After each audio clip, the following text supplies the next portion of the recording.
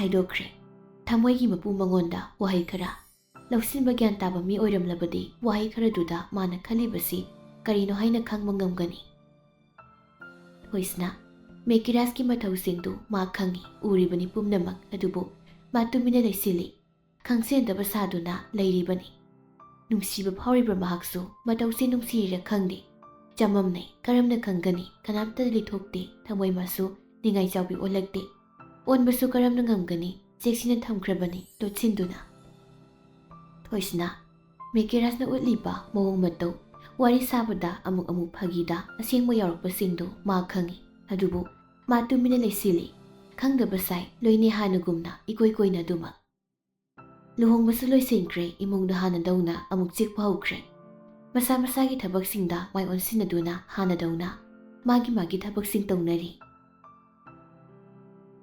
ꯑꯁꯨꯝꯅ ꯊꯥ ꯈꯔ ꯍꯧꯖꯤꯟꯈ꯭ꯔꯦ ꯐꯥꯔꯁꯠ ꯁꯦꯝ ꯑꯦꯛꯖꯥꯝꯁꯨ ꯂꯣꯏꯈ꯭ꯔꯦ ꯁꯦꯀꯦꯟड ꯁꯦꯝ ꯀꯥꯕ ꯍꯧꯏ ꯑꯅꯤꯗꯨ ꯀꯣꯂꯦꯖꯇꯅꯤ ꯀꯣꯂꯦꯖ ꯌꯧꯔꯒ ꯑꯅꯤꯗꯨ ꯄꯨꯟꯅ ꯋꯥꯔꯤ ꯁꯥꯗꯨꯅ ꯀꯦꯟꯇꯤꯟ ꯔꯣꯝꯗ ꯂꯥꯛꯏ ꯃꯦꯀꯤꯔꯥꯁꯅ ꯑꯦꯛꯖꯥꯝꯗꯨ ꯀꯃꯥꯏꯅ ꯇꯧꯈꯤꯒꯦ ꯏꯀꯣꯅꯣꯃꯤꯛꯁꯇꯣ ꯈꯔ ꯅꯨꯡꯉꯥꯏꯈꯤꯗꯦ ꯄꯥꯕ ꯋꯥꯠꯂꯦ ꯃꯊꯪꯗ ꯐꯖꯅ ꯍꯣꯠꯅꯔꯒꯦ ꯑꯗꯨ ꯅꯪꯗꯤ ꯍꯤꯁꯇ꯭ꯔꯤꯗꯣ ꯅꯨꯡꯉꯥꯏꯈꯤꯗꯦ ꯊꯣꯏꯁꯅꯥ ꯅꯣꯛꯂꯒ ꯃꯦꯗꯥꯝ ꯌꯨꯝꯗ ꯂꯩꯔꯤꯗꯣ ꯇꯥꯈꯠꯂꯨ ꯌꯥꯗ꯭ꯔꯣ ꯏꯃꯥꯅ ꯂꯥꯏꯔꯤꯛ ꯇꯥꯛꯄ ꯒꯥꯏꯗꯣ ꯇꯜꯂꯤꯗꯁꯅ ꯀꯔꯤꯒꯤ ꯁꯨꯝ ꯇꯜꯂꯤꯅꯤ ꯇꯟꯒꯅꯨ ꯀꯥꯟꯅꯕꯁꯤꯡꯗꯣ ꯂꯧꯍꯧꯋꯣ ꯃꯇꯥꯡ ꯆꯥꯔꯤꯉꯩꯗ ꯍꯧꯖꯤꯛ ꯌꯥꯝ ꯂꯧꯊꯣꯛꯄ ꯌꯥꯗꯦ ꯃꯇꯥꯡ ꯑꯃ ꯉꯥꯏꯔꯤꯕꯅꯤ ꯃꯇꯥꯡꯗꯨ ꯂꯧꯗꯣꯏꯅꯤ ꯀꯔꯝꯕ ꯃꯇꯥꯡꯅꯣ ꯍꯥꯏꯁꯦ ꯂꯩ ꯍꯥꯏꯗꯣꯛꯄ ꯌꯥꯗꯦ ꯌꯥꯔꯒ ꯍꯥꯏꯔꯛꯑꯣ ꯃꯦꯀꯤꯔꯥꯁ ꯅꯣꯛꯂꯒ ꯌꯥꯏ ꯍꯥꯏꯒꯦ ꯑꯗꯣ ꯃꯦꯀꯤꯔꯥꯁ ꯇꯥꯏ ꯍꯥꯏꯕꯒꯤ ꯃꯑꯣꯡꯗ ꯃꯀꯣꯛꯇꯨ ꯅꯣꯝꯂꯩ ꯊꯣꯏꯁꯅꯥ ꯋꯥꯗꯨ ꯃꯈꯥ ꯇꯥꯅ ꯅꯪ UPSC ꯊꯥꯗꯣꯏꯔꯣ ꯍꯣꯏ ꯄ꯭ꯔꯤꯄꯦꯔꯦꯁꯟ ꯈꯔ ꯍꯧꯖꯤꯟꯕ ꯌꯥꯔꯦ ꯍꯧꯔꯁꯦ ꯍꯥꯏꯔꯣ ꯍꯧꯕ ꯌꯥꯔꯦ ꯅꯪꯅ ꯍꯧꯕ ꯌꯥꯔꯦ ꯍꯥꯏꯗꯤ ꯍꯦꯛꯇ ꯍꯧꯗꯣꯏꯕ ꯌꯥꯔꯦ ꯑꯝꯇ ꯐꯥꯒꯤ ꯇꯥꯔꯛꯀꯅꯣ ꯃꯦꯀꯤꯔꯥꯁ ꯅꯣꯛꯂꯒ ꯐꯥꯒꯤ ꯅꯠꯇꯦ ꯑꯁꯦꯡꯕ ꯍꯥꯏꯖꯕꯅꯤ ꯍꯣꯏ ꯃꯦꯀꯤꯔꯥꯁ ꯅꯣꯛꯂꯒ ꯀꯣꯆꯤꯡ ꯆꯠꯅꯤꯡꯕ꯭ꯔꯣ ꯆꯠꯅꯤꯡꯉꯤ ꯅꯁꯥꯗ ꯋꯥꯔꯣꯏꯗ꯭ꯔꯣ ꯋꯥꯔꯣꯏꯗ ꯅꯥꯔꯗꯤ ꯅꯥꯔꯣꯏꯗ ꯅꯪ ꯈꯪꯉꯤꯕ ꯍꯣꯏ ꯑꯗꯨꯗꯤ ꯀꯥꯏꯗ ꯆꯠꯅꯤꯡꯒꯦ ꯀꯣꯆꯤꯡ ꯈꯪꯗꯦ ꯀꯔꯝꯕꯅ ꯐꯅꯤ ꯑꯄꯥꯝꯕꯅꯤ ꯐꯕꯒꯤꯗꯤ ꯂꯣꯏꯅꯃꯛ ꯐꯩꯗ ꯀꯣꯆꯤꯡꯗ ꯉꯥꯛꯇꯁꯨ ꯈꯟꯒꯅꯨ ꯅꯁꯥꯅ ꯍꯣꯠꯅꯖꯕꯗꯁꯨ ꯑꯗꯨꯒꯤ ꯃꯈꯥ ꯄꯣꯜꯂꯤꯁꯤꯗꯤ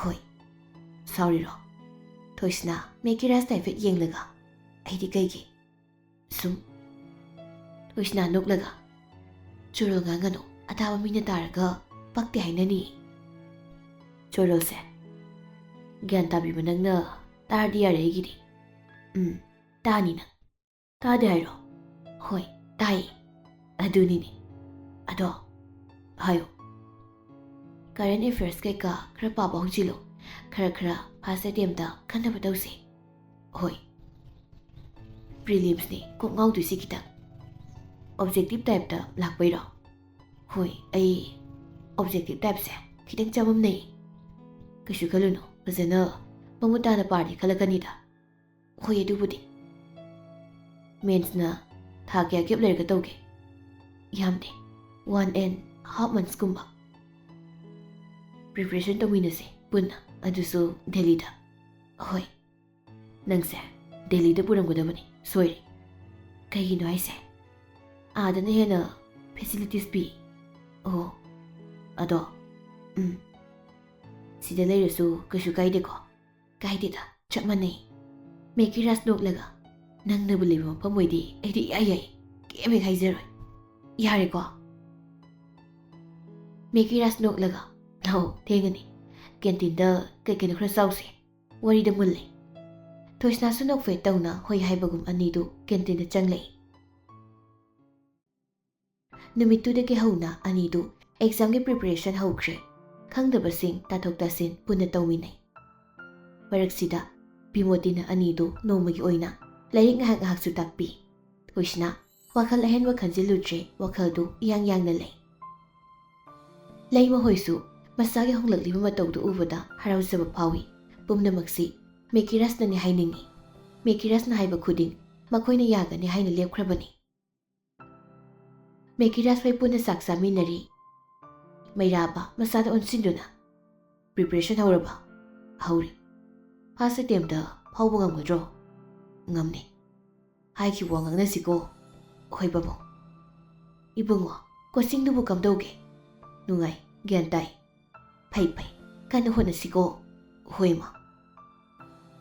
Ibemadi. Onthok na gyan takre. Laik taso yamna thawai abu maline. Oh, yawani. Larik pa yam kanmani. Mabu masado karisu tawdrabo. Tawdre. Phare. Phare dudi. Papa bungduna yam pakachabani ne. Kem tawdre. Hana dawna amuk tawkre. Bimoti na amuk. Laibak ni. Laibak se tambangam de haibaduni. Meki rasna. Adoima. Kari tawre. Jimsido. Nung taso sida laktre. Kaigino. Hospital salidudi nung tigi. Sangda boiramgani. Ngarangdi nung thinthai fit lakbani. Ibaido jiribamda posting tariro. Hoi. Tai haibani. O, uduguri. Hayeng chalu tare hospital da. Pau hana phauno ko aduga chalu. Hoi. Mathangi numituni Mekiras thoisnada onsinun hairi. College loire hospital chalusira. Thoisna ngaglap tawna. Kana kaido yaurage. Kanam yaudeda. CMC uno shir haibanida. As ku haidu kaino aidi pakhatluri. Pakhatkino ado nang tanbro. Wardi dadadi thilamage. Wadi hoi chalusi. Okay, dudi chalasi lao. Thoisna nokfet tawna. Hoi. Asumna ni du college tagi punna thokminare adugo rims tamna lai. Mekiras gari du park taramlaga ani du khongna changlei. Monica su tholakduna ngairaga leirami. Ani du Monica gi manakta sangsili. Monica su uraduna nokmi tawre. Mekiras na. Hi bro. Monica na nasakduga. Fazabanida.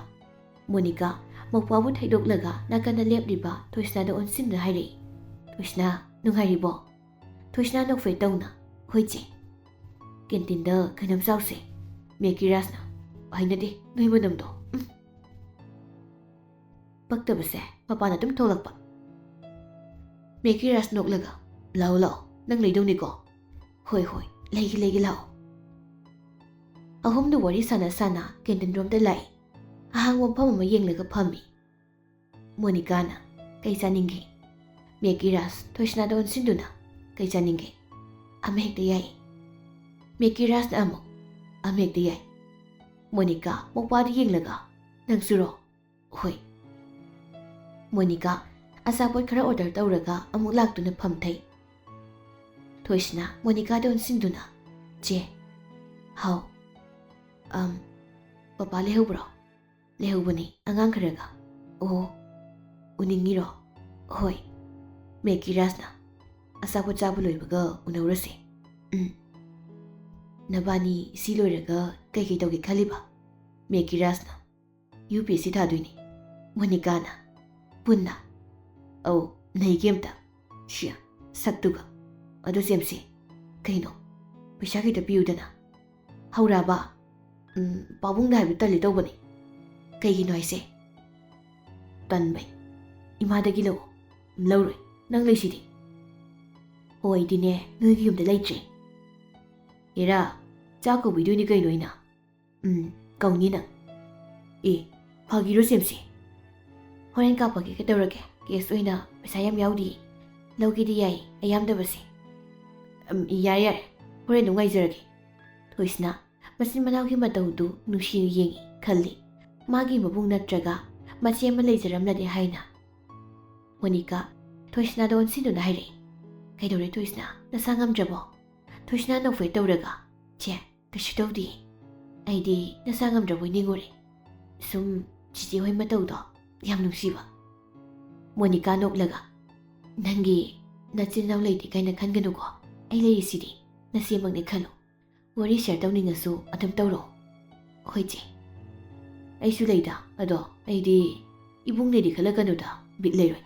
Nanaw pa nina su khalaganugo. Khanba yaba mayam leidana adu hina khalo. Thoisna Mekiras da mamintu pairap yenglei. Mekiras ꯊꯣꯏꯁꯅꯥꯒꯤ ꯃꯤꯠꯌꯦꯡꯗꯨꯗ ꯅꯣꯛꯐꯦꯠ ꯇꯧꯗꯨꯅ ꯃꯤꯠꯆꯤ ꯐꯠ ꯈꯠꯆꯤꯜꯂꯤ꯫ ꯑꯅꯤꯗꯨꯒꯤ ꯃꯇꯧꯗꯨ Monica ꯌꯦꯡꯂꯒ ꯀꯟꯅ ꯅꯣꯛꯄ ꯈꯥꯡꯂꯤ꯫ ꯃꯣꯅꯤꯀꯥꯅ ꯑꯍꯝ! ꯃꯦꯀꯤꯔꯥꯁꯅ ꯈꯅꯥꯎ ꯅꯨꯡꯉꯥꯏꯇ꯭ꯔꯕꯣ? ꯍꯣꯏ꯫ ꯑꯁ ꯏꯕꯥꯏꯗ call ꯇꯧꯔ ꯍꯥꯏꯕꯤꯌꯨꯔꯣ? ꯏꯄ꯭ꯋꯥꯗꯤ ꯈꯗꯥꯡꯗꯤ ꯐꯈ꯭ꯔꯦ꯫ ꯁꯛꯁꯨ ꯑꯗꯨꯝ ꯐꯖꯕꯅꯤ꯫ ꯃꯣꯅꯤꯀꯥ ꯄꯩꯔꯞ ꯃꯧꯄ꯭ꯋꯥꯗ ꯌꯦꯡꯉꯤ꯫ ꯇꯥꯟꯖꯥꯗꯨꯗ ꯑꯣꯔꯗꯔ ꯇꯧꯈꯤꯕ ꯑꯆꯥꯄꯣꯠꯁꯤꯡꯗꯨ ꯂꯥꯛꯏ꯫ ꯑꯆꯥꯄꯣꯠꯁꯤꯡꯗꯨ ꯆꯥꯔꯒ ꯃꯣꯅꯤꯀꯥ ꯄꯦ ꯇꯧꯔꯝꯂꯒ ꯄꯨꯟꯅ ꯁꯅꯥꯍꯜꯅ ꯂꯩꯕ ꯔꯨꯝ ꯑꯗꯣꯝ ꯅꯥꯀꯟꯗ ꯃꯣꯅꯤꯀꯥꯅ ꯃꯥꯡ ꯊꯥꯗꯨꯅ ꯄꯨꯔꯛꯏ꯫ ꯃꯣꯅꯤꯀꯥ ꯂꯥꯞꯇꯛꯅ ꯁꯥꯇ꯭ꯔ ꯃꯌꯥꯝꯅ ꯀꯣꯏꯁꯤꯟꯗꯨ ꯂꯩꯔꯤꯕꯗꯨ ꯎꯏ꯫ ꯃꯣꯅꯤꯀꯥ ꯊꯣꯏꯁꯅꯥꯗ ꯍꯥꯏꯐꯦꯠ ꯑꯣꯟꯁꯤꯟꯅ ꯍꯥꯏꯔꯛꯏ꯫ ꯂꯥꯛꯑꯣ ꯑꯁꯤꯗ ꯂꯩꯔꯤ꯫ ꯃꯦꯀꯤꯔꯥꯁꯅ ꯀꯩꯒꯤꯅꯣ ꯃꯤ ꯃꯌꯥꯝ ꯂꯩꯔꯤꯁꯤꯅ? ꯑꯉꯥꯡꯅꯤ ꯈꯪꯅꯤꯡꯕꯒꯤ ꯁꯥꯔꯒꯤ ꯃꯅꯥꯛꯇ ꯂꯩꯔꯤꯅꯤ꯫ ꯑꯣ ꯗꯥꯛꯇꯔ ꯉꯥꯛꯇꯅꯤꯅꯦ꯫ ꯊꯣꯏꯁꯅꯥ ꯃꯦꯀꯤꯔꯥꯁꯇ ꯍꯥꯏꯐꯦꯠ ꯌꯦꯡꯂꯛꯏ ꯑꯗꯨꯒ ꯍꯥꯏꯔꯛꯏ꯫ ꯅꯆꯤꯟꯗꯣ ꯇꯨꯃꯤꯟꯅ ꯉꯥꯛꯇ ꯂꯩꯌꯨꯗꯅ ꯋꯥꯔꯝꯂꯅꯤ ꯇꯨꯃꯤꯟꯅ ꯂꯩꯌꯨ꯫ ꯃꯦꯀꯤꯔꯥꯁ ꯊꯣꯏꯁꯅꯥꯒꯤ ꯋꯥꯗꯣ ꯅꯣꯛꯅꯤꯡꯂꯨꯔ ꯃꯥꯜꯂꯦ꯫ ꯍꯥꯏꯐꯦꯠ ꯈꯖꯤꯛꯇꯪ ꯅꯣꯛꯏ꯫ ꯍꯥꯏꯕ ꯏꯟꯕꯅꯦ ꯍꯥꯏꯁꯤꯔꯥ? ꯊꯣꯏꯁꯅꯥꯅ ꯑꯗꯨꯝꯅ ꯍꯦꯛ ꯍꯥꯏꯔꯛꯄꯒ ꯇꯨꯃꯤꯟꯅ ꯂꯩꯈ꯭ꯔꯦ꯫ ꯅꯨꯡꯁꯤꯕ ꯐꯥꯎꯏ ꯃꯇꯧꯗꯨ ꯑꯉꯥꯡ ꯃꯆꯥꯒ ꯄꯥꯡꯈꯛꯅꯤ꯫ ꯑꯍꯟꯅ ꯂꯥꯡꯒꯅꯨ ꯍꯥꯏꯅ ꯆꯩꯔꯒ ꯐꯨꯒꯅꯤ ꯍꯥꯏꯅ ꯀꯤꯖꯕꯒꯤ ꯇꯨꯃꯤꯟꯅ ꯂꯩꯈꯤꯕꯗꯨꯒꯨꯝꯕꯅꯤ ꯇꯧꯔꯤꯕꯗꯨ꯫ ꯑꯁꯨꯝꯅ ꯁꯅꯥꯍꯜꯅ ꯂꯩꯔꯤꯕꯗꯣꯝꯗ ꯑꯍꯨꯝꯗꯨ ꯇꯞꯂꯤ ꯇꯞꯂꯤ ꯂꯥꯛꯏ꯫ ꯃꯣꯅꯤꯀꯥ ꯁꯅꯥꯍꯜ ꯇꯥꯅꯕ ꯍꯥꯏꯗꯨꯅ ꯀꯜꯂꯞꯅ ꯀꯧꯏ꯫ ꯁꯔ! ꯁꯅꯥꯍꯜ ꯇꯥꯔꯗꯨꯅ ꯑꯣꯟꯊꯣꯔꯛꯏ꯫ ꯍꯥꯎ! ꯃꯣꯅꯤꯀꯥ ꯅꯣꯛꯂꯒ ꯀꯅꯥꯅꯣꯝ ꯂꯥꯛꯏꯌꯦ꯫ ꯁꯅꯥꯍꯜ ꯂꯩꯊꯣꯛꯇꯨ ꯂꯩꯔꯝꯕꯗꯨ ꯃꯃꯩꯗꯨ ꯑꯣꯟꯁꯤꯜꯂꯛꯏ ꯑꯗꯨꯒ ꯅꯣꯛꯂꯒ ꯍꯩꯃꯥ ꯏꯆꯥ ꯂꯥꯛꯏꯗꯅ꯫ ꯊꯣꯏꯁꯅꯥ ꯅꯣꯛꯐꯦꯠ ꯇꯧꯅ ꯍꯣꯏ ꯄꯥ꯫ ꯀꯔꯥꯏ ꯀꯔꯥꯏ ꯆꯠꯂꯨꯔꯤꯕꯅꯣ ꯅꯣꯏꯕꯣ? ꯃꯦꯀꯤꯔꯥꯁꯅ ꯖꯦꯝꯁꯤ ꯎꯅꯕ ꯂꯥꯛꯄꯅꯤ ꯑꯗꯨꯗ ꯁꯅꯥꯅ ꯕꯕꯥꯁꯨ ꯎꯅꯕ ꯄꯥꯝꯃꯦꯅ ꯂꯥꯛꯏꯕ꯫ ꯏꯆꯦ ꯊꯣꯏꯁꯅꯥꯅ ꯊꯕꯛ ꯌꯥꯝ ꯆꯤꯟꯕ ꯃꯥꯜꯂꯦ ꯄꯥ ꯆꯠꯂꯨꯈꯤꯒꯦ꯫ ꯑꯅꯧꯕ ꯁ꯭ꯇꯨꯗꯦꯟꯠꯁꯤꯡꯁꯦ ꯈꯔ ꯇꯥꯛꯄꯤꯕꯅꯤꯗ꯫ ꯍꯣ ꯆꯠꯂꯨ ꯆꯠꯂꯨ ꯒꯥꯔꯤꯒꯥꯗꯣ ꯅꯤꯡꯊꯤꯖꯅ ꯊꯧꯀꯣ꯫ ꯃꯦꯀꯤꯔꯥꯁꯅ ꯍꯣꯏ꯫ ꯊꯣꯏꯁꯅꯥ ꯅꯥꯀꯟꯗ ꯍꯥꯏꯐꯦꯠ ꯑꯣꯟꯊꯣꯛꯂꯨꯕꯗ ꯎꯔꯦ ꯃꯌꯥꯝ ꯃꯔꯛꯇ ꯂꯦꯞꯇꯨꯅ ꯂꯩꯔꯤꯕ ꯄꯥꯏꯈꯣꯝꯕꯗꯨ꯫ ꯊꯣꯏꯁꯅꯥ ꯈꯪꯍꯧꯗꯦ꯫ ꯄꯥꯏꯈꯣꯝꯕꯒꯤ ꯁꯛꯇꯝꯗꯨ ꯎꯕꯗ ꯃꯤꯠꯂꯨ ꯏꯔꯥ ꯆꯦꯜꯂꯛꯏ ꯈꯪꯍꯧꯗꯦ꯫ ꯇꯞꯅ ꯁꯣꯟꯊꯥꯡꯅꯅ ꯆꯤꯟꯕꯥꯜꯗ ꯁꯣꯜꯂꯛꯏ꯫ ꯗꯗꯥ! ꯃꯦꯀꯤꯔꯥꯁ ꯍꯥꯏꯐꯦꯠ ꯇꯥꯍꯧꯏ꯫ ꯊꯣꯏꯁꯅꯥꯅ ꯁꯣꯜꯂꯤꯕꯗꯨ ꯍꯥꯏꯐꯦꯠ ꯑꯣꯟꯁꯤꯟꯗꯨꯅ ꯀꯩꯕꯣ? ꯑꯗꯨꯕꯨ ꯇꯥꯗꯦ꯫ ꯊꯣꯏꯁꯅꯥ ꯌꯦꯡꯈꯤꯕ ꯃꯥꯏꯀꯩ ꯑꯃꯗ ꯌꯦꯡꯗꯨꯅ ꯑꯗꯨꯃꯛ ꯂꯩ꯫ ꯃꯦꯀꯤꯔꯥꯁꯁꯨ ꯀꯩꯅꯣ ꯍꯥꯏꯕꯒꯤ ꯃꯇꯧ ꯊꯣꯏꯁꯅꯥꯅ ꯌꯦꯡꯕ ꯃꯥꯏꯀꯩꯔꯣꯝꯗ ꯍꯥꯏꯐꯦꯠ ꯌꯦꯡꯂꯨꯕꯅꯤ ꯎꯔꯦ꯫ ꯄꯥꯏꯈꯣꯝꯕ ꯂꯦꯞꯇꯨ ꯂꯩꯔꯝꯕꯗꯨ ꯈꯪꯍꯧꯗꯦ꯫ ꯃꯦꯀꯤꯔꯥꯁ ꯊꯣꯏꯁꯅꯥꯒꯤ ꯃꯃꯥꯡꯗ ꯐꯠ ꯂꯦꯞꯁꯤꯜꯂꯛꯏ꯫ ꯊꯣꯏꯁꯅꯥ ꯃꯦꯀꯤꯔꯥꯁꯅ ꯊꯠꯈꯤꯕꯗꯨꯗ ꯒ꯭ꯌꯥꯟ ꯂꯥꯛꯏ꯫ ꯃꯦꯀꯤꯔꯥꯁꯇ ꯍꯥꯏꯐꯦꯠ ꯅꯣꯟꯊꯗꯨꯅ ꯂꯩ꯫ ꯊꯣꯏꯁꯅꯥ ꯉꯛꯂꯞꯅ ꯀꯩꯅꯣ? ꯌꯦꯡꯕ ꯌꯥꯗꯕ ꯃꯤꯠ ꯁꯣꯛꯀꯗꯕ ꯃꯤ ꯌꯥꯝ ꯂꯩ ꯌꯦꯡꯕ ꯌꯥꯗꯦ꯫ ꯊꯣꯏꯁꯅꯥ ꯃꯦꯀꯤꯔꯥꯁꯇ ꯄꯩꯔꯞ ꯌꯦꯡꯂꯛꯏ꯫ ꯅꯣꯛꯐꯦꯠ ꯇꯧꯅ ꯑꯃꯨꯛ ꯍꯥꯏꯔꯛꯏ꯫ ꯑꯁꯦꯡꯕꯅꯤ ꯌꯦꯡꯕ ꯌꯥꯗꯦ ꯃꯤꯠ ꯁꯣꯛꯀꯅꯦꯕ꯫ ꯍꯣꯏ ꯑꯗꯨ ꯆꯠꯊꯣꯛꯑꯣ꯫ ꯏꯋꯥ ꯋꯥꯡꯈꯩ ꯀꯩꯅꯣ? ꯆꯠꯊꯣꯛꯑꯣꯏ ꯋꯥ ꯃꯈꯥ ꯇꯥꯔꯛꯀꯅꯨ ꯇꯨꯃꯤꯟ ꯂꯩꯌꯨ꯫ ꯊꯣꯏꯁꯅꯥ ꯃꯥꯟꯅꯕ ꯇꯜꯂꯗꯨꯅ ꯇꯨꯃꯤꯟꯅ ꯂꯩꯈ꯭ꯔꯦ꯫ ꯃꯦꯀꯤꯔꯥꯁꯇꯤ ꯑꯗꯨꯃꯛ ꯂꯦꯞꯇꯨꯅ ꯂꯩ ꯍꯟꯗꯣꯛꯇꯦ꯫ ꯃꯦꯀꯤꯔꯥꯁ ꯁꯅꯥꯍꯜꯗꯨ ꯑꯣꯟꯁꯤꯟꯗꯨꯅ ꯄꯥꯕꯨꯡ ꯑꯩꯈꯣꯏꯃꯨꯛ ꯆꯠꯅꯕ? ꯏꯆꯦ ꯍꯣꯏ ꯆꯠꯂꯨ ꯀꯩꯁꯨꯁꯨ ꯆꯥꯗ꯭ꯔꯦꯅꯦ꯫ ꯃꯦꯀꯤꯔꯥꯁꯅ ꯌꯥꯔꯅꯤ ꯄꯥꯕꯨꯡ ꯀꯣꯟꯅ ꯆꯥꯔꯒꯦ꯫ ꯍꯣꯏ ꯃꯦꯀꯤꯔꯥꯁ ꯃꯆꯦꯗ ꯑꯣꯟꯁꯤꯟꯗꯨꯅ ꯖꯦꯝꯁꯤ ꯆꯠꯂꯨꯈꯤꯒꯦꯀꯣ? ꯍꯣꯏ꯫ ꯃꯦꯀꯤꯔꯥꯁ ꯊꯣꯏꯁꯅꯥꯗ ꯑꯣꯟꯁꯤꯟꯗꯨꯅ ꯃꯥꯡ ꯊꯥꯔꯣ꯫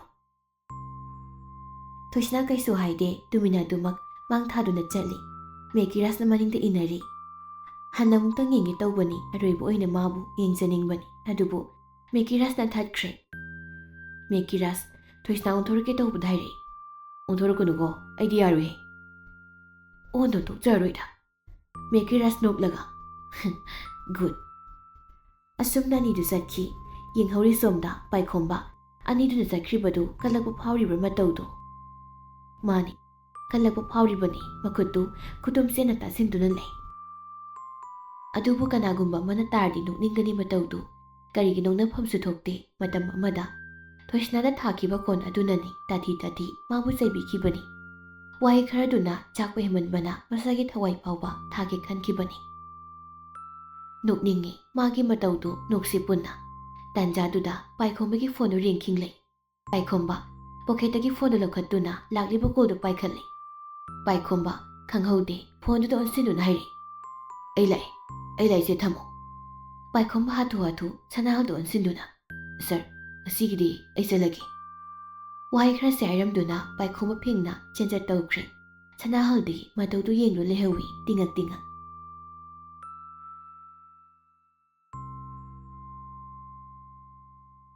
ꯏꯕꯣꯝꯆꯥ, ꯃꯥꯒꯤ ꯔꯨꯝꯗ ꯅꯤꯔꯃꯂꯥꯕꯨ ꯆꯥꯛ ꯈꯔ ꯄꯤꯖꯒꯦ ꯍꯥꯏꯅ ꯄꯨꯔꯛꯄꯅꯤ ꯈꯪꯍꯧꯗꯦ꯫ ꯃꯈꯨꯠꯇꯒꯤ ꯄ꯭ꯂꯦꯠꯇꯨ ꯂꯩꯃꯩꯗ ꯇꯥꯈꯤꯕ ꯑꯗꯨꯒ ꯄꯥꯈꯠꯅ ꯂꯥꯎꯗꯨꯅ ꯆꯦꯟꯁꯤꯜꯂꯤ꯫ ꯃꯂꯥ! ꯀꯧꯕ ꯈꯨꯝꯂꯛꯈꯤꯗ꯭ꯔꯦ ꯏꯕꯣꯝꯆꯥ ꯅꯤꯔꯃꯂꯥꯕꯨ ꯄꯝꯈꯠꯂꯒ ꯍꯣꯁꯄꯤꯇꯥꯜꯗ ꯄꯨꯔꯦ꯫ ꯑꯉꯥꯎꯕ ꯑꯣꯜꯂꯦ ꯃꯇꯧꯗꯨ꯫ ꯗꯣꯛꯇꯔ ꯑꯃꯅ ꯈꯨꯗꯥꯡꯗ ꯄꯥꯏꯗꯨꯅ ꯌꯦꯡꯉꯤ꯫ ꯍꯥꯏꯐꯦꯠ ꯊꯥꯡꯒꯠꯇꯨꯅ ꯗꯣꯛꯇꯔꯗꯨ ꯏꯕꯣꯝꯆꯥꯗ ꯌꯦꯡꯂꯒ ꯁꯣꯔꯤ꯫ ꯏꯕꯣꯝꯆꯥ ꯗꯣꯛꯇꯔꯒꯤ ꯃꯅꯥꯛꯇ ꯆꯪꯉꯛꯇꯨꯅ ꯁꯣꯔꯤ ꯍꯥꯏꯕꯗꯤ ꯀꯩꯅꯣ? ꯁꯣꯔꯤ ꯍꯥꯏꯕꯁꯤ ꯀꯔꯤꯅꯣ? ꯃꯤꯍꯨꯜ ꯂꯩꯇ꯭ꯔꯦ, ꯀꯟꯕ ꯉꯝꯂꯔꯣꯏ꯫ ꯗꯣꯛꯇꯔ ꯑꯃꯨꯛꯇ ꯐꯖꯅ ꯌꯦꯡꯕꯤꯌꯨꯕ꯫ ꯗꯣꯛꯇꯔ ꯐꯖꯅ ꯃꯨꯟꯅ ꯌꯦꯡꯕꯤꯌꯨ꯫ ꯁꯣꯏꯔꯝꯒꯅꯤ ꯃꯥ ꯍꯧꯖꯤꯛꯇ ꯑꯩꯉꯣꯟꯗ ꯆꯥꯛ ꯈꯔ ꯆꯥꯒꯦ ꯍꯥꯏꯅ ꯍꯥꯏꯔꯝꯕꯅꯤ꯫ ꯌꯥꯔꯣꯏꯌꯦ, ꯃꯥ ꯁꯣꯏꯔꯝꯒꯅꯤ꯫ ꯑꯃꯨꯛꯇ ꯐꯖꯅ ꯌꯦꯡꯕꯤꯌꯨ꯫ ꯁꯥꯔ, ꯋꯥꯈꯜ ꯇꯥꯕꯤꯌꯨ, ꯐꯖꯅ ꯐꯥꯊꯕꯤꯌꯨ꯫ ꯏꯕꯣꯝꯆꯥ ꯀꯞꯂꯒ ꯅꯤꯔꯃꯂꯥꯒꯤ ꯃꯈꯨꯠꯇꯨ ꯆꯦꯆꯦꯠ ꯄꯥꯏꯁꯤꯟꯗꯨꯅ ꯀꯞꯄꯤ ꯃꯈꯣꯜ ꯊꯣꯛꯅ ꯑꯗꯨꯒ ꯃꯆꯤꯟꯗꯁꯨ ꯋꯥꯍꯩ ꯈꯔ ꯑꯃ ꯉꯥꯡꯂꯤ꯫ ꯃꯂꯥ, ꯆꯠꯈꯤꯕ ꯌꯥꯔꯣꯏ꯫ ꯀꯩꯅꯣ ꯅꯪꯅ ꯑꯩꯈꯣꯏꯕꯨ ꯊꯥꯗꯣꯛꯂꯒ ꯆꯠꯈꯤꯕꯗꯣ? ꯍꯥ? ꯀꯩꯒꯤꯅꯣ? ꯁꯦ ꯃꯂꯥ, ꯒ꯭ꯌꯥꯟ ꯇꯥꯔꯣꯕ, ꯌꯨꯝꯗ ꯆꯠꯁꯤ꯫ ꯅꯆꯥꯁꯤꯡ ꯊꯕꯛ ꯍꯜꯂꯛꯑꯅꯤ꯫ ꯅꯪꯕꯨ ꯏꯕꯨꯡꯉꯣꯅ ꯗꯣꯛꯇꯔ ꯑꯣꯏꯕ ꯌꯦꯡꯈꯤꯅꯤ ꯍꯥꯏꯕꯗꯥꯏꯅꯦ? ꯇꯝꯕ ꯍꯧꯈ꯭ꯔꯦ, ꯑꯣꯏꯔꯅꯤ꯫ ꯁꯦ ꯌꯦꯡꯂꯔꯣꯏꯗ꯭ꯔꯣ? ꯅꯪꯕꯨ ꯌꯦꯡꯂꯔꯣꯏꯗ꯭ꯔꯣ? ꯍꯥ? ꯃꯂꯥ, ꯉꯔꯥꯡꯇ ꯅꯠꯇ꯭ꯔꯣ ꯅꯪꯅ ꯏꯕꯦꯝꯃꯅ ꯃꯥꯅꯣꯞ ꯃꯌꯥꯏꯗ ꯂꯨꯍꯣꯡꯕ ꯌꯦꯡꯕ ꯄꯥꯝꯃꯤ ꯍꯥꯏꯈꯤꯕꯗꯣ? ꯅꯪꯅ ꯃꯥꯒꯤ ꯀꯨꯖꯕ ꯌꯥꯅꯤꯡꯉꯤ, ꯑꯗꯨꯅ ꯁꯠ ꯍꯣꯡꯂꯁꯤ ꯍꯥꯏꯈꯤꯕꯗꯥꯏꯅꯦ? ꯃꯂꯥ, ꯑꯩꯅ ꯀꯧꯔꯤꯁꯤ ꯇꯥꯗ꯭ꯔꯕ꯭ꯔꯣ? ꯁꯦ ꯍꯧꯒꯠꯂꯣ ꯃꯂꯥ꯫ ꯅꯔꯁ ꯅꯨꯄꯤ ꯑꯃ ꯆꯪꯁꯤꯟꯗꯨꯅ ꯏꯕꯣꯝꯆꯥꯗ ꯇꯞꯅ ꯍꯥꯏꯔꯛꯏ꯫ ꯁꯥꯔ, ꯄꯦꯁꯦꯟꯁꯦ ꯌꯥꯝꯅ ꯂꯩ, ꯑꯗꯨꯅ ꯈꯤꯇꯪ ꯌꯦꯡꯕꯤꯌꯨ, ꯌꯥꯔꯒꯗꯤ ꯃꯄꯥꯟꯗ ꯊꯣꯛꯁꯤ꯫ ꯏꯕꯣꯝꯆꯥ ꯄꯣꯀꯦꯠꯇꯒꯤ ꯐꯣꯟꯗ ꯂꯧꯊꯣꯛꯂꯒ ꯕꯣꯅꯤꯇꯥꯗ ꯀꯣꯜ ꯇꯧꯏ꯫ ꯕꯣꯅꯤꯇꯥ ꯍꯣꯕꯦ ꯀ꯭ꯂꯤꯅꯤꯛꯇꯨꯗ ꯂꯥꯛꯏ꯫ ꯏꯃꯥꯔꯖꯦꯟꯁꯤ ꯔꯨꯝꯗ ꯍꯥꯊꯨ ꯆꯦꯟꯁꯤꯜꯂꯛꯏ꯫ ꯎꯔꯦ ꯏꯕꯣꯝꯆꯥ ꯅꯤꯔꯃꯂꯥꯒꯤ ꯊꯋꯥꯏ ꯌꯥꯎꯗ꯭ꯔꯕ ꯍꯛꯆꯥꯡꯗꯨꯒꯤ ꯅꯥꯀꯟꯗ ꯃꯪꯂꯒ ꯐꯝꯂꯒ ꯂꯩꯔꯤꯕꯗꯨ꯫ ꯕꯣꯅꯤꯇꯥ ꯆꯦꯟꯁꯤꯜꯂꯛꯏ, ꯀꯞꯄ ꯍꯧꯔꯛꯏ꯫ ꯃꯥ, ꯀꯩꯅꯣ ꯅꯪꯅ ꯇꯧꯔꯤꯁꯤꯕꯣ? ꯍꯥ? ꯇꯧꯔꯤꯁꯤꯕꯣ ꯀꯩꯅꯣ ꯃꯃꯥ?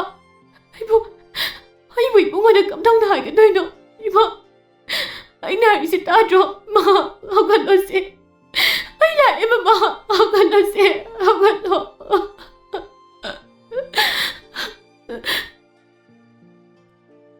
ꯀ꯭ꯂꯤꯅꯤꯛꯇ ꯑꯅꯥꯕ ꯂꯩꯕꯅꯤꯅ ꯀꯥ ꯍꯦꯟꯅ ꯀꯞꯂꯧꯕ ꯇꯧꯕ ꯌꯥꯗꯕꯅ ꯅꯔꯁꯁꯤꯡꯅ ꯃꯈꯣꯏ ꯃꯄꯥꯟꯗ ꯄꯨꯊꯣꯔꯛꯏ꯫ ꯕꯣꯅꯤꯇꯥ ꯍꯤꯡꯒꯣꯜꯅꯨꯡꯗ ꯄꯥꯎ ꯍꯥꯏꯈ꯭ꯔꯦ꯫ ꯃꯥ ꯄꯥꯏꯈꯣꯝꯕꯗꯗꯤ ꯀꯣꯜ ꯇꯧꯕ ꯉꯝꯗ꯭ꯔꯦ, ꯀꯝꯗꯧꯅ ꯍꯥꯏꯒꯅꯤ? ꯄꯥꯎꯗꯨ ꯃꯥ ꯍꯥꯏꯐꯝ ꯈꯪꯗꯦ, ꯑꯗꯨꯕꯨ ꯍꯥꯏꯗꯕꯗꯤ ꯌꯥꯗꯦ꯫ ꯕꯣꯅꯤꯇꯥ ꯀꯟꯇꯦꯛ ꯂꯤꯁꯇ ꯆꯪꯂꯒ ꯄꯥꯏꯈꯣꯝꯕꯒꯤ ꯅꯝꯕꯔꯗ ꯗꯥꯏꯜ ꯇꯧꯏ꯫ ꯄꯥꯏꯈꯣꯝꯕ ꯀꯣꯜ ꯄꯥꯏꯈꯠꯂꯛꯂꯒ ꯍꯜꯂꯣ꯫ ꯕꯣꯅꯤꯇꯥ ꯈꯣꯟꯖꯦꯜ ꯑꯗꯨ ꯐꯥꯖꯤꯟꯗꯨꯅ ꯏꯕꯨꯡꯉꯣ, ꯀ꯭ꯂꯥꯁ ꯂꯣꯏꯔꯕ ꯅꯪꯕꯣ? ꯂꯣꯏꯔꯦ꯫ ꯌꯨꯝꯗ ꯍꯜꯂꯛꯑꯣ? ꯍꯣꯏ, ꯍꯜꯂꯛꯑꯅꯤ꯫ ꯈꯤꯇꯪ ꯊꯨꯔꯣ꯫ ꯄꯥꯏꯈꯣꯝꯕ ꯆꯤꯡꯅꯅ ꯀꯩꯗꯧꯕ ꯌꯥꯎꯒꯦ ꯆꯦ? ꯏꯃꯥꯗꯣ ꯕꯣꯅꯤꯇꯥ ꯋꯥꯗꯨ ꯃꯈꯥ ꯇꯥꯕ ꯉꯝꯗ꯭ꯔꯦ, ꯍꯦꯛ ꯂꯥꯎꯅ ꯀꯞꯄꯤ꯫ ꯄꯥꯏꯈꯣꯝꯕ ꯄꯥꯈꯠꯄ ꯁꯨꯝ ꯍꯦꯟꯒꯠꯂꯛꯏ꯫ ꯆꯦ, ꯃꯃꯥ ꯀꯩꯗꯧꯔꯒꯦ? ꯑꯅꯥꯕ ꯈꯤꯇꯪ ꯍꯦꯟꯖꯤꯜꯂꯤ꯫ ꯑꯩ ꯂꯥꯛꯑꯦ ꯆꯦ, ꯊꯝꯃꯣ꯫ ꯑꯁꯤ ꯍꯥꯏꯔꯒ ꯀꯣꯜꯗꯨ ꯐꯠ ꯀꯛꯊꯠꯂꯤ, ꯑꯗꯨꯒ ꯁꯅꯥꯍꯜꯗꯨ ꯑꯣꯟꯁꯤꯟꯗꯨꯅ ꯁꯥꯔ, ꯑꯩ ꯉꯁꯤꯒꯤꯗꯤ ꯆꯠꯂꯒꯦ꯫ ꯋꯥꯍꯩꯁꯦ ꯍꯥꯏꯔꯝꯂꯒ ꯄꯥꯏꯈꯣꯝꯕꯗꯨ ꯆꯦꯟꯗꯨꯅ ꯆꯠꯈ꯭ꯔꯦ꯫ ꯁꯅꯥꯍꯜꯅ ꯀꯔꯤ ꯇꯧꯕ ꯌꯥꯎꯔꯕꯖꯥꯠꯅꯣ? ꯅꯥꯀꯟꯗꯒꯤ ꯅꯨꯄꯥ ꯑꯃꯅ ꯁꯥꯔ, ꯃꯥꯒꯤ ꯃꯃꯥꯗꯣ ꯌꯥꯝ ꯀꯟꯅ ꯅꯥꯔꯦ ꯍꯥꯏꯕꯅꯤ, ꯑꯗꯨꯒꯤ ꯑꯣꯏꯔꯝꯒꯅꯤ꯫ ꯏꯁꯦ ꯑꯁꯨꯝꯅ ꯃꯌꯥꯝꯅ ꯋꯥꯔꯤ ꯁꯥꯟꯅꯔꯤ꯫ ꯁꯣꯝꯗ ꯃꯦꯀꯤꯔꯥꯁꯨ ꯇꯣꯏꯁꯅꯥꯗ ꯀꯔꯤ ꯊꯧꯅ ꯋꯥ ꯀꯌꯥ ꯑꯃ ꯍꯥꯏꯔꯤ꯫ ꯋꯥꯈꯜ ꯈꯟꯖꯤꯟꯒꯅꯨꯀꯣ, ꯉꯁꯤ ꯎꯅꯔꯦ ꯀꯥꯏꯅ꯫ ꯈꯟꯖꯤꯟꯗꯦꯗ꯫ ꯅꯪ ꯉꯁꯥꯏ ꯌꯦꯡꯒꯦ ꯍꯥꯏꯗꯨꯗꯤ? ꯇꯣꯏꯁꯅꯥ ꯅꯣꯛꯂꯒ ꯎꯗ ꯀꯨꯏꯔꯦ, ꯀꯧꯁꯤꯔ ꯇꯧꯕ꯫ ꯌꯥꯝ ꯁꯥꯎꯋꯦ꯫ ꯀꯅꯥꯕꯣ? ꯅꯪꯕꯨꯅꯤ꯫ ꯌꯥꯝ ꯈꯪꯉꯤꯕ? ꯍꯣꯏ, ꯈꯔ ꯈꯪꯉꯤ꯫ ꯈꯪꯒꯟꯕꯤ ꯑꯣꯜꯂꯦꯅꯦ ꯑꯗꯨꯗꯤ ꯅꯪꯁꯦ꯫ ꯂꯝꯕꯤ ꯌꯥꯝ ꯆꯤꯜꯂꯤ, ꯇꯨꯃꯤꯟꯅ ꯊꯧꯑꯣ ꯒꯥꯔꯤꯗꯣ꯫ ꯍꯣꯏ ꯃꯤꯁ꯫ ꯑꯁꯨꯝꯅ ꯑꯅꯤꯗꯨ ꯋꯥꯔꯤ ꯁꯥꯟꯅꯗꯨꯅ ꯂꯥꯛꯏ꯫ Megiraj Thoisna hoigi geta garidu khami. Thoisna sukum thaduna Megiraj na nokfei tauramlaga zangkre. Megiraj tapna soli. As chidani. Aina longkel kelise. Maise khangsinadabana haiba khangsinadaba. Khangdi khangliponi. Kayam kuina khangsinaraduirase. Kuide Megiraj garida thauduna mayum mai kai pangkre. Paikhomba mayumda gari thausinga haina taubada geta angoba setpa mayam ama leplaga leirami garidu manung phawo thaujinjre geta khamlamlaga tabli sumanglumda changai thamoida chingnaba sum hengalei sumang yorakpada ure mangongi phamenda yatadon leiribado Paikhomba changaktuna thawa yaujaba mamani hiplibdu yenglaga tumini leingai hak Bonita changaktuna kapli hari Ibungo Akoi mase Akoi mayam thado gachankre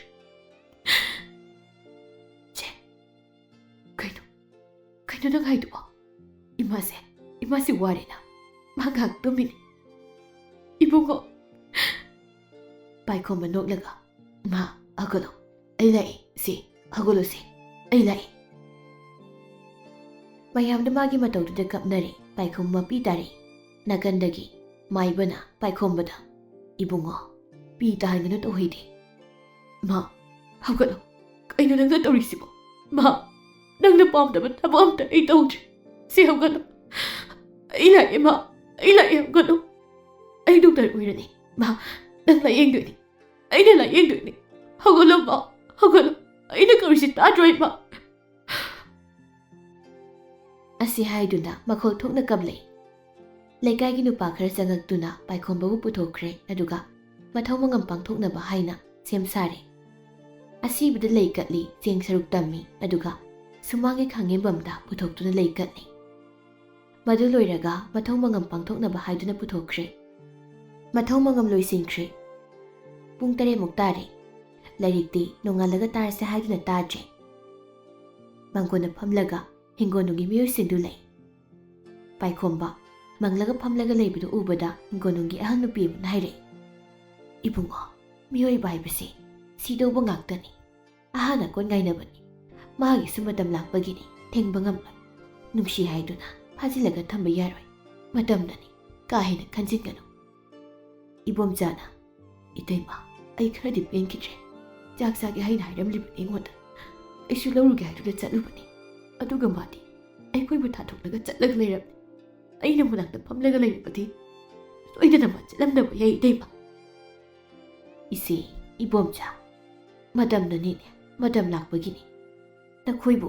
manakta lehaningdabagini tauribado tantoklibani mi sanglabadi masu chatpa ngamloi kangbanina tantoklibani kaisu khaluranuda Ibomja kaplaga manadi yam haijabani ngasai ayuksi manakta lapthokna chatpikhina angangsingsu kasidi thabak chatlalanu haidan mani yam haikibani ngasai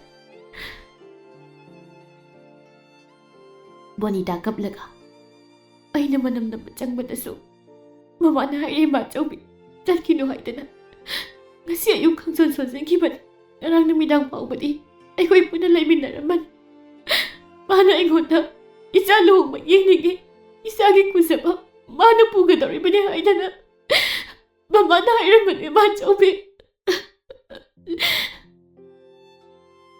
ahal nupiduna ningsinghonanaba thamlamlibani ningamdabado Nakhoida mana laibakni nungsibani inaudo itap tapjaradana ningsingni mana thaina ije haidana aikhoyumda laklaga hinjang dum thinbirakbani aroibo oina mana nadringaida aina pami haidana uti sang thunglamda thilakibani madugi bahaudo hauzik phauba kauchi uhaise hairaga tarakliba pidu pijina sasat amuk taithoi Nagandagi ahnupa amana amo afaba midi laina pami haibaduni jaki madi sekre leuriba singchi khansi Ibomja wakhal swanthagan nangna tumna tawrupadi angang ani sidi kamdawni